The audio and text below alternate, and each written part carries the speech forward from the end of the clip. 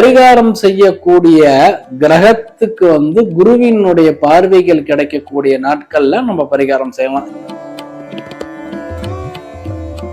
அதாவது பரிகாரம் பண்றதுக்கு முன்னாடி 3 நாள், பரிகாரம் பண்ணதுக்கு அப்புறம் 3 நாள் அசைவ உணர்வை தவிர்த்திடணும்.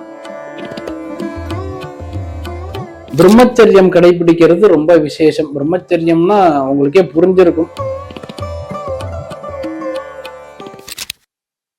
ஆன்மீக பக்தி நேயர்கள் அனைவருக்கும் சிவதனுஷேயரின் பணிவான வணக்கம்.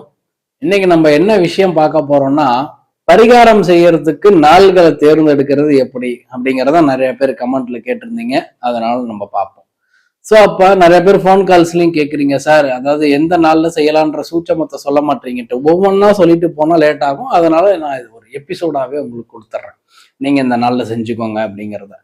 பரிகாரம் செய்யறதுக்கு எந்த நாள் நம்ம தேர்ந்தெடுக்கலாம் அப்படிங்கிறத பார்க்கும்போது, பரிகாரம் செய்யக்கூடிய கிரகத்துக்கு குருவினுடைய பார்வைகள் கிடைக்கக்கூடிய நாட்கள்ல நம்ம பரிகாரம் செய்யலாம். இப்ப நான் முன்னாடியே சொன்ன மாதிரி ராகு கேதுக்கே நீங்க நான் சொல்லியும் கேட்காம பரிகாரம் பண்றீங்கன்னு வச்சுப்போம். இந்த ராகுக்கோ கேதுக்கோ குரு பகவானுடைய பார்வைகள் கிடைக்கும் போது கண்டிப்பா அந்த பரிகாரம்ன்றது நிவர்த்தி ஆகும். குறிப்பா பரிகாரம் பண்ணும்போது, அதாவது பரிகாரம் பண்றதுக்கு முன்னாடி 3 நாள், பரிகாரம் பண்ணதுக்கு அப்புறம் 3 நாள் அசைவ உணர்வை தவிர்த்திடணும்.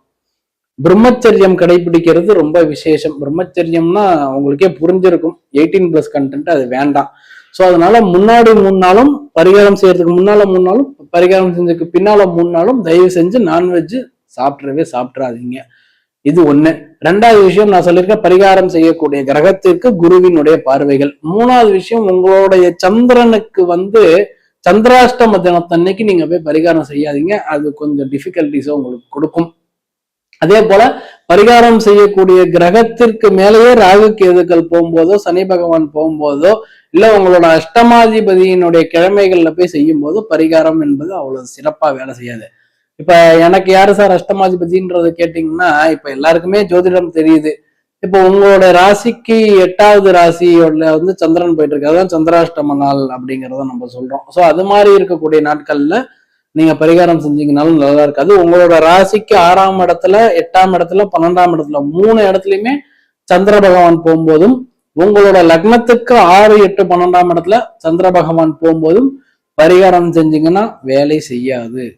சோ இது என்ன பண்ணும், அதாவது நம்ம ஒரு இடத்துக்கு சொல்லி போகும்போது இன்னும் கொஞ்சம் மன நெருக்கடி தான் ஆச்சு. ஹாப்பியா நாங்க பண்ணல, எங்களுக்கு ஒரு சாட்டிஸ்பாக்சன் இல்லைன்றதை எடுத்து நான் ரிசர்ச் பண்ணி பார்க்கும்போது நம்ம குறிச்சு கொடுத்த நாள் ஒன்னா இருக்கு, அவங்க போகக்கூடிய நாள் ஒன்னா இருக்கு. ஸோ அப்போ அவங்க போகக்கூடிய நாட்கள்ல பார்த்தோம்னா அந்த சந்திரன் பலகீனமா உள்ள நாட்கள், அந்த பரிகாரம் செய்யக்கூடிய கிரகமே பலவீனமா உள்ள நாட்கள்ல போயிட்டு பரிகாரம் செய்யும் போது கண்டிப்பா அந்த பரிகாரங்கள் வேலை செய்யாது. இப்ப செவ்வாய் தோஷம் இருக்கு, செவ்வாய்க்காக பரிகாரம் பண்றோம் அப்படிங்கிறத பார்க்கும்போது, செவ்வாய் பகவான் நீசமான கிரகத்தோட இருக்கும் போதோ, நீசம் அடைஞ்சிருக்கும் போது அந்த பரிகாரம் செஞ்சா நிச்சயமாக வேலை செய்யாது.